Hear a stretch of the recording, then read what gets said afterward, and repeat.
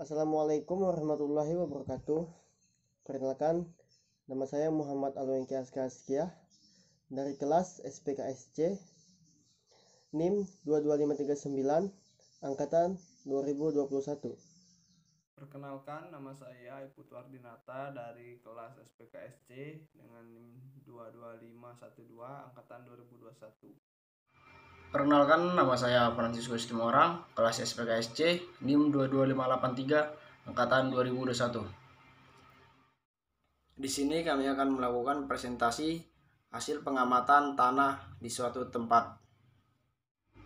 Faktor pembentukan tanah. 1. Batuan.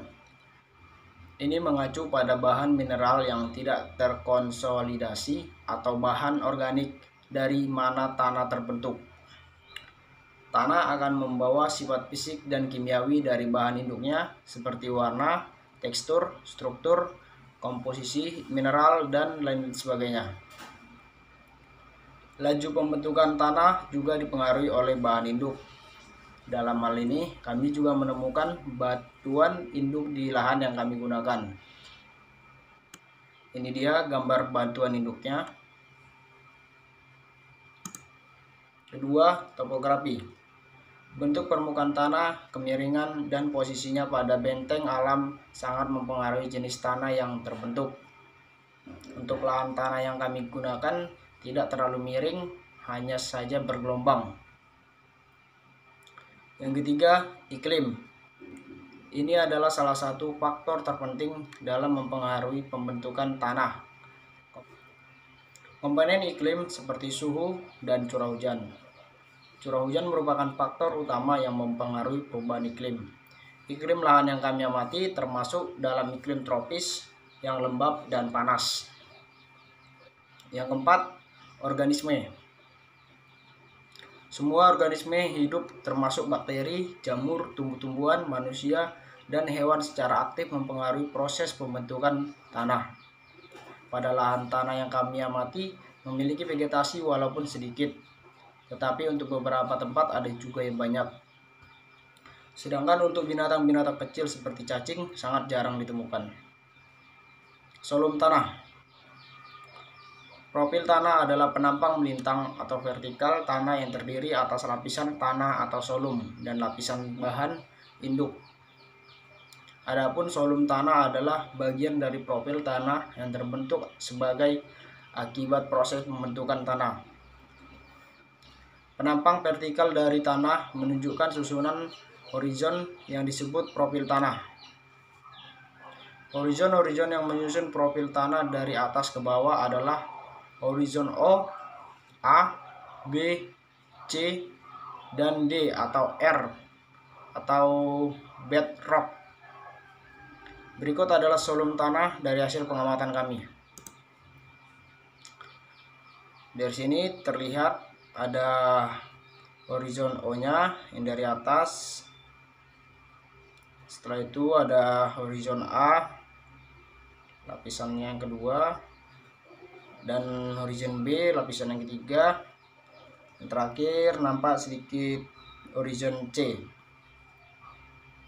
Bebatuan di permukaan. Dari tanah lahan yang kami amati, ada beberapa batuan kecil maupun sedang di atas lapisan yang kami amati. Tekstur tanah secara kualitatif. Tekstur merupakan tingkat kasar atau halusnya partikel tanah. Dalam hal ini dilakukan analisis tekstur tanah secara kualitatif seperti berikut ini. Yang pertama, tanah dibuat seperti bola dengan dikepal-kepal. Jika tidak bisa, berarti tanah tersebut termasuk pasiran. Jika bisa, akan dilakukan uji coba selanjutnya. Nah, dan ini adalah gambar percobaan membentuk tanah menjadi bulat.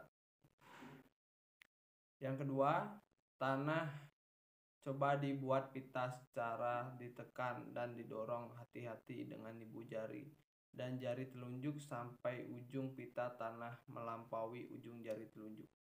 Dan ukur panjang pita tanah tersebut. Ukuran kurang 2,5 cm menyatakan tanah tersebut termasuk pasir. Nah, dan 2,5 sampai 5 cm menyatakan geluh dan lebih dari 5 cm termasuk lempung. Dan ini adalah gambar cara analisis tekstur tanah. Ini adalah gambar hasil percobaannya. Hasil dari pengukuran tanah tersebut adalah sekitar 4 cm. Hal ini berarti tekstur tanah tersebut termasuk geluh. Selanjutnya, struktur tanah secara kualitatif. Struktur tanah merupakan sifat fisik tanah yang menggambarkan susunan ruangan partikel-partikel tanah yang bergabung satu dengan yang lain membentuk gumpalan kecil. Pada pengamatan ini dilakukan percobaan pada tanah dengan mengambil tanah berbentuk bulat tanpa air lalu digoncang-goncang di tangan. Nah, ini adalah gambar percobaan pembulatan tanah dan analisis struktur tanah. Dan ini gambar hasil percobaan struktur tanah. Dari hasil percobaan, tanah yang kami amati memiliki struktur tanah yang pajal dan tergolong liat atau liat berpasir dengan kandungan pasir kurang dari 50%. Berat volume tanah. Berat volume tanah merupakan salah satu sifat fisik tanah yang paling sering ditentukan karena keterkaitan yang erat dengan kemudahan penetrasi akar di dalam tanah, drainase dan aerasi tanah, serta sifat fisik tanah lainnya.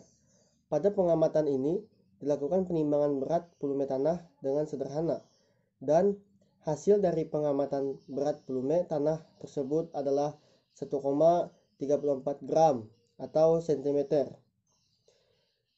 Terlihat pada gambar tersebut cara melakukan penimbangan dari hasil berat volume tanah. Kemiringan lereng. Kemiringan lereng merupakan ukuran kemiringan lahan relatif terhadap bidang datar yang secara umum dinyatakan dalam persen atau derajat. Pengamatan ini dilakukan menggunakan aplikasi klinometer dengan jarak kurang lebih 50 meter. Dalam hal ini, kemiringan lahan yang kami amati yaitu 12,6 derajat.